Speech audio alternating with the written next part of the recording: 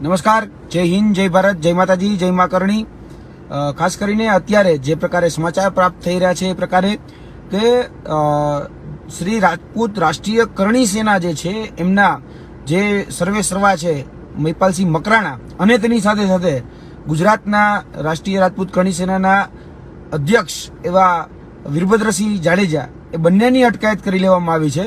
અને જોવા જઈએ તો સૌપ્રથમ એને અમદાવાદ ખાતે જે ગોતા જે વિદ્યાસભા છે ત્યાં પ્રેસ કોન્ફરન્સ કરી અને જે લોકો કહી શકાય કે આજે જોહર કરવાના હતા એમને મનાવવા માટે, એમને સમજાવવા માટે એ જઈ રહ્યા હતા એમના ઘરે મળવા માટે।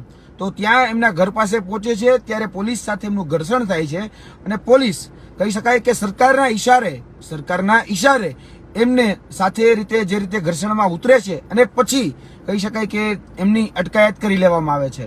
અને આજે જે અટકાયત થઈ છે તે આજે જોવા જઈએ તો આ ક્ષત્રિય સમાજ જે શાલીનતાપૂર્વક જે પોતાની વાત એ રજૂ કરી રહ્યો હતો સત્તાપક્ષ સામે, આજે ક્યાંક ને ક્યાંક આ જે બાબતો છે તેમાં ઘી હોમવાનું કામ એ સત્તાપક્ષે કર્યું છે। કેમ કે અત્યારે ભારતીય જનતા પાર્ટીના ઈશારે જ અત્યારે આ બધું થઈ રહ્યું છે। ભારતીય જનતા પાર્ટી જ એ બધી જ આજે ષડયંત્રો જે કાવા દાવો થઈ રહ્યા છે એની પાછળ ઉપસ્થિત છે। કેમ કે ભારતીય જનતા પાર્ટી અત્યારે હંમેશા જેની નીતિ રીતિ રહી છે ભાગલા પડો રાજ કરો, એની સાથે સાથે એની નીતિ રીતિ રહી છે કે કોઈ પણ સંજોગોમાં ભડકાવો, ભરમાવો, બરાબર। અને આ જે નીતિ રીતિ છે એ નીતિ રીતિ આજે દેખાઈ રહી છે। આજે અમે રાજકોટ ખાતે ઉપસ્થિત થઈ અને રાજકોટમાં જે કહી શકાય તમામ ક્ષત્રિય સમાજના ભાઈઓ, બહેનો, વડીલો, ક્ષત્રાણીઓ એ બધા જ આજે આવેદનપત્ર દેવા માટે જવાના છીએ। અને અમારો આજનો જે કાર્યક્રમ છે એ યથાવત છે। અમે કહેવા માંગીએ છીએ કે અત્યારે જે રીતે એક આતંકવાદી જેવું વર્તન જે અમારા અધ્યક્ષશ્રીઓ છે, જે અમારા ભાઈઓ છે, જે અમારા બહેનો છે એની સાથે જે કરવામાં આવી રહ્યું છે એ ખૂબ નિંદનીય છે। અમે સખત શબ્દોમાં એને વખોડીએ છીએ। મહેરબાની કરી અને આ ન કરશો। કેમ કે જે રીતે તમે સૂતેલા સિંહને જે રીતે અત્યારે ચકજોડી રહ્યા છો એ બંધ કરજો। કારણ કે અત્યારે ખૂબ શાંતિપૂર્વક આ તમામ આંદોલનો ચાલી રહ્યા છે, ખૂબ શાંતિપૂર્વક। ક્યાંય પણ તમે નહીં જોયું હોય કે કોઈ પણ જે સરકારી મિલકતો છે એ સરકારી મિલકતોને ક્યાંય નુકસાન પહોંચ્યું હોય, કોઈ પ્રકારના નારા જે કોઈ જગ્યાએ લાગતા નથી, બરાબર છે, જેના કારણે કોઈ રીતે કોઈ પાર્ટીનું કે બીજા અન્ય કોઈનું નુકસાન થાય। ખૂબ શાલીનતાપૂર્વક આ ક્ષત્રિય સમાજ એ શિસ્તમાં રહી એકત્ર થઈ અને પોતાની વાત એ સત્તા પક્ષ સામે મૂકી રહ્યો છે। આજે એવી આવેદન, નિવેદન, પ્રેસ કોન્ફરન્સના માધ્યમથી એ રજૂઆતો કરી રહ્યો છે। ત્યારે આ પ્રકારની જે કહી શકાય કે હલકી માનસિકતાથી જે રીતે અત્યારે વ્યવહાર કરવામાં આવી રહ્યો છે ક્ષત્રિય સમાજ સાથે, તો યાદ રાખજો ભોગવવું તમારેય પડશે। અને જે લોકો કહી શકાય કે આ કેસરી પટ્ટો પહેરી અને જે ક્ષત્રિય સમાજના જે લોકો અત્યારે ભારતીય જનતા પાર્ટીમાં જઈને જે ભાજપૂતો બની ગયા છે એ પણ જોઈ લે કે તમારા ભાઈઓ, બહેનો, દીકરીઓ સાથે કઈ પ્રકારનો વ્યવહાર થાય છે અને છતાં પણ તમે ચૂપ છો। આ જે તમારા પટ્ટો જે તમારા ગળામાં છે ને એ ગુલામીનું નિશાન છે।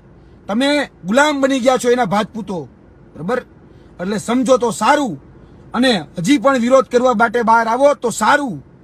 કેમ કે આજે આપણી અસ્તિત્વ ઉપર એ લાંછન લાગે એવા શબ્દો કહેવામાં આવ્યા છે, એના વિરુદ્ધમાં લડાઈ લડી રહ્યા છીએ અમે। અને આજે તમામ ક્ષત્રિય જયારે એક છે ત્યારે તમે જે કઈ કરી રહ્યા છો એ પણ જરા વિચારજો કે શોભે એવું છે ખરી? એક પાર્ટીની સાથે તમે ઉભા રહેવા માટે આજે સમાજને જે દૂર કરી રહ્યા છો એ તમને પણ નથી શોભતું। એટલે આ મભમમાં જે ઈશારો છે, મભમનો ઈશારો સમજી જજો। હજી ક્ષત્રિય સમાજ ખૂબ શાલીનતાપૂર્વક એકત્રિત થઈ અને પોતાની વાત એ હજી પણ મૂકી રહ્યો છે। બાકી યાદ રાખજો કે વટે ચડેલો જે રાજપૂત છે ને એ ન સારો, કારણ કે જો હજી સુધી વટે નથી ચડ્યો, પોતાની માંગણી, પોતાની લાગણી જે છે એ લોકશાહી ઢબે, બંધારણમાં જે અધિકારો છે અધિકારોના ઢબે એ મૂકી રહ્યો છે। બાકી આજ પહેલા જે 75 વર્ષ પહેલાનો જે ઇતિહાસ છે યાદ કરી લેજો કે કઈ રીતે લડ્યા છીએ આ દેશના એકત્રીકરણ માટે, આ હિન્દુત્વ માટે, આ ભગવા રંગ માટે, બરાબર, કઈ રીતે લડાઈ લડાણી છે। આ દેશની આઝાદી માટે જે રીતે લડાઈઓ લડાણી છે ને એમાં અમારું પણ અમૂલ્ય યોગદાન છે, અમારા બાપ દાદા વડવાઓનું પણ અમૂલ્ય યોગદાન છે।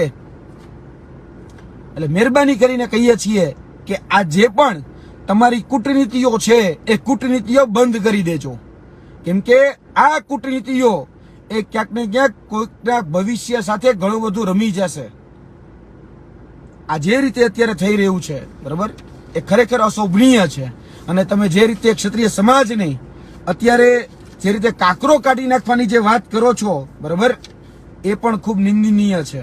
કેમ કે આ ક્ષત્રિય સમાજે પોતાનું સર્વસ્વ કુરબાન કરી દીધું છે. અને જ્યારે સર્વસ્વ કુરબાન કરી દીધું છે છતાં પણ આજનો એ દિવસ છે કે આટલી મોટી કુરબાની આપી હોવા છતાંય જો તમે આ રીતનું વર્તન કરો છો તો તમે આગળ જતા શું ન કરી શકો. એટલે આ બંધ કરો મહેરબાની કરીને. તમારે જ્યાં મીટિંગ કરવી હોય, તમે એમ કહેતા હોય કે સમાધાન કરવું છે, તમે એમ કહેતા હોય કે આ વાતનો અંત લાવવો છે, સમાધાન શબ્દ તો નહીં જ, પણ આ વાતનો અંત લાવવો છે, તો યાદ રાખજો સંવાદથી જ શક્ય છે, સંવાદથી જ. અને તમે સંવાદ કરો. જો તમે સંવાદ નથી કરી શકતા, બરાબર, તો ઉશ્કેરવાનું રહેવા દો. અત્યારે જે તમે કરી રહ્યા છો પોલીસને આગળ રાખી, એ ખરેખર આ ક્ષત્રિય સમાજને ઉશ્કેરવાના પ્રયત્ન એ જાણી જોઈને ભારતીય જનતા પાર્ટી જ કરે છે. કારણ કે ઈચ્છે છે કે આ જે વાતાવરણ છે ડોળાય. આજે એક ગામમાં 18 વર્ષ જે ભેગું રહે છે એ ભારતીય જનતા પાર્ટીને પરવડતું નથી, એ પહોંચાતું નથી. અને આ જે કરી રહ્યા છો ખરેખર ન કરશો તો સારું છે, બરાબર, ન કરો તો સારું છે. આ જરા પણ યોગ્ય નથી, બરાબર, જરા પણ યોગ્ય નથી. અને અમારી માંગણી, અમારી લાગણી એ ખૂબ વ્યાજબી છે. તમે પણ સમજી શકો છો, જેટલા પણ ભારતીય જનતા પાર્ટીમાં જે લોકો છે એ પણ સમજે છે. તમામ વરણ, તમામ સંગઠનો, બધા જ લોકો આ વાત સમજે છે. અને તમે આને ઈગોનો મુદ્દો બનાવી દીધો છે. અને તમે આ તમારી રાજહઠ જે છે ને, એ રાજહઠમાં તમે નમતું જોખવા માટે તૈયાર નથી. આ યાદ રાખજો, આ તમારી રાજહઠ છે. અને આ રાજહઠ એ ઘણા બધા પરિણામો ભોગવવા માટે પણ તમને તૈયાર રાખવાની એક ચેતવણી આપે છે. આ રાજહઠ, આ રાજહઠ એ ઘણું બધું તમારે આગળના દિવસોમાં એના પરિણામો બહુ ખરાબ આવશે. હજી પણ તમારી પાસે સમય છે. સંવાદ કરી જે પણ બાબત છે એનું નિરાકરણ લાવો. આ નિરાકરણ અત્યારે આવી શકે એમ છે, બરાબર. પછી જો પાછળથી કદાચ પરિસ્થિતિ વિપરીત થઈ ગઈ તો યાદ રાખજો, અત્યારે જે કદાચ શબ્દો ક્ષત્રિય સમાજ બોલી રહ્યું છે, પછી એ ક્ષત્રિય સમાજ એ શબ્દો નહીં બોલે. કારણ કે આ શબ્દ કરતા એ કરી દેખાડવા વાળો સમાજ છે. પછી એ જયારે કરી બતાવશે ને ત્યારે ખૂબ અઘરું પડશે, ખૂબ અઘરું પડશે. એટલે સમજી જાઓ, હજી પણ સમય છે, હજી પણ સમય છે. સમજી જાઓ તો સારું.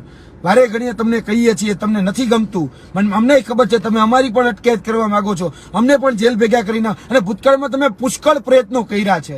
કેમ? કારણ કે તમારી સામે કોઈ બોલે, તમારી સામે કોઈ અવાજ ઉઠાવે એ તમને નથી પરવડતું. તમારા ભ્રષ્ટાચારોને કોઈ ઉજાગર કરે, તમારી જે સાચી જે નીતિ રીતિ ભાગલા પડો રાજકારણની જે છે એ કોઈ ઉજાગર કરે, એ તમને નથી ગમતું. એટલે તમે વારા ઘડીએ આ રીતે ક્ષત્રિય સમાજને દબાવવાના પ્રયત્ન કરો છો. અમે ભૂતકાળમાં એના ભોગ બની ચૂક્યા છીએ, બરાબર. અને તમારા જે નીતિ રીતિ છે એનાથી તો ખૂબ વાકેફ છીએ. આજે અમે કેસરિયા એ ધારણ કર્યા છે. અને આજે આ રાજકોટની જે રણબંકાઓની ભૂમિ છે, રણબંકાઓની, એ રણબંકાઓની ભૂમિ ઉપરથી આગાજ કરવા જઈ રહ્યા છીએ. યાદ રાખજો, આ આગાજ એ ઘણા બધાના પગ નીચેથી જમીન એ દૂર કરી નાખશે. અમે સંયમતાથી, શાલીનતાથી, શિસ્તપૂર્વક અમે પોતાની વાત આજે કહી શકાય કે બંધારણમાં, લોકશાહીમાં જે અધિકારો છે એનાથી મૂકી રહ્યા છીએ. તો મહેરબાની કરીને અમને અમારી વાત મૂકવા દો. બાકી ખરેખર હજી સુધી આક્રમકતા કોને કહેવાય એ તમે જોઈ જ નથી. અમે ધારીશું ને તો રાજકોટમાં એક સભાઈ નહીં કરવા દઈએ, રાજકોટમાં એક સભાઈ નહીં કરવા દઈએ, એક ચકલું નહીં ફરકવા દઈએ, એટલી તાકાત છે. પણ હજી પણ કહીએ છીએ અમે શિસ્તમાં છીએ, અમે શિસ્તમાં છીએ. અમે હજી સુધી ક્યાંય રોડ રોકો આંદોલન નથી કર્યું કે કોઈ જગ્યાએ કોઈ પ્રકારના અસભ્ય જે વર્તન કહી શકાય ન એ વર્તન કર્યા છે, ન કોઈ ગેરવર્તણૂક કરી છે. અમે સભ્યતાથી આગળ વધી રહ્યા છીએ એમની માગણી અને લાગણી સાથે. આ ક્ષત્રિય સમાજ છે જે શિસ્ત સાથે આગળ વધતું જાણે છે, વધવા માટે જાણીતો છે. હજી કહીએ છીએ અમારે કોઈ સમુદાય સાથે, કોઈની સાથે વિરોધ નથી. અમારો એક વ્યક્તિગત વિરોધ છે. અને જે પરસોત્તમ રૂપાલાની ટિકિટ, અને પરસોત્તમ રૂપાલાની ટિકિટ જે એમને જે ઉચ્ચારેલા જે વેણ છે એ વેણ ને કારણે છે. અને વેણ બધા જ જાણે છે કે રોટી બેટીના વ્યવહાર. તો યાદ રાખજો, કોઈ જગ્યાએ રોટી બેટીના વ્યવહાર એ રાજપૂતોએ ન અંગ્રેજો સાથે કે ન બીજા કોઈ સાથે કર્યા છે નહીં, એ યાદ રાખવાનું રહ્યું. એટલે વધારે વાત નથી કરતો. આગળના દિવસોમાં અમે સ્પષ્ટ કહીએ છીએ કે જો જેલ ભરો આંદોલન કરવું પડે તો અમારી એ તૈયારી છે. અમે જામીન લેવા માટે નહીં જાય અને જેલ ભરો આંદોલન કરવું પડે તો આ ગુજરાતની નહીં, આ ભારતની જેલ ટૂંકી પાડી દેશું. બરાબર? જો જેલ ભરો આંદોલન કરવું પડ્યું તો આ ગુજરાતની નહીં, આખા ભારતમાં જેટલી જેલ છે ત્યાં સામે ચાલી અમે જેલ ભરો આંદોલન કરીશું. બરાબર? એ તાકાત પણ અમારામાં છે. અમે શિસ્તમાં માનનારાઓ છીએ અને સામે ચાલીને જો કદાચ કહી શકાય કે જેલમાં જવું પડે ને તો એની પણ અમારી ક્ષત્રિય તરીકેની અમારી તૈયારી છે. બસ આટલી જ વાત. જય હિન્દ, જય ભારત, જય માતાજી.